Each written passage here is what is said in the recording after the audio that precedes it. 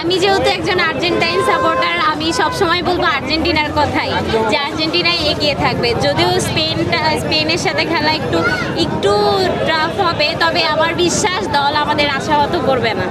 দলের উপরে সেই বিশ্বাসটা আছে, কারণ দল দেখাইছে যে খেলতে আসলে 90 মিনিট লাগে না, 5 মিনিটই যথেষ্ট। আর দল আমার 5 মিনিটেই জিতে যায়। আচ্ছা। তো আমি শেষের 5 মিনিট 5 সেকেন্ড পর্যন্ত দলের দিকে তাকায় থাকবো। তবে যদি কোনো কারণে কিছু হয়ে যায়, তাহলে হয়ে গেলে হৃদয় রক্তকরণ হবে, এতটুকু। এছাড়া কি, দলের সাথেই থাকবো আশা করি। আচ্ছা, আর্জেন্টিনা বা স্পেন ম্যাচে ঠিক কতটা গোল ব্যবধান হতে পারে যদি একটু বলতেন?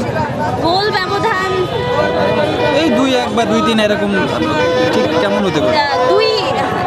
2-3, হ্যাঁ 2-3-এর গোল ব্যবধান এমনই হতে পারে। কারণ স্পেনের সাথে আসলে স্পেন যথেষ্ট ভালো দল জন্যই সেও সবাইকে হারায় ফাইনাল পর্যন্ত টিকে আছে। তো স্পেনকে তো আমি চাইলে ছোট একটা দল বলে বলতে পারি না, ব্রাজিলদের যেভাবে গালি দিয়ে এভাবে তো দিতে পারবো না। আসলে স্পেন যথেষ্ট যোগ্যতা সম্পূর্ণ দল। তো আশা করি আমার দলও সেই যোগ্যতা রাখে। তো শেষের 5 মিনিট পর্যন্ত আমি আমার দলের মুখের দিকেই তাকিয়ে থাকবো। আশা করি দল আশাহত করবে না।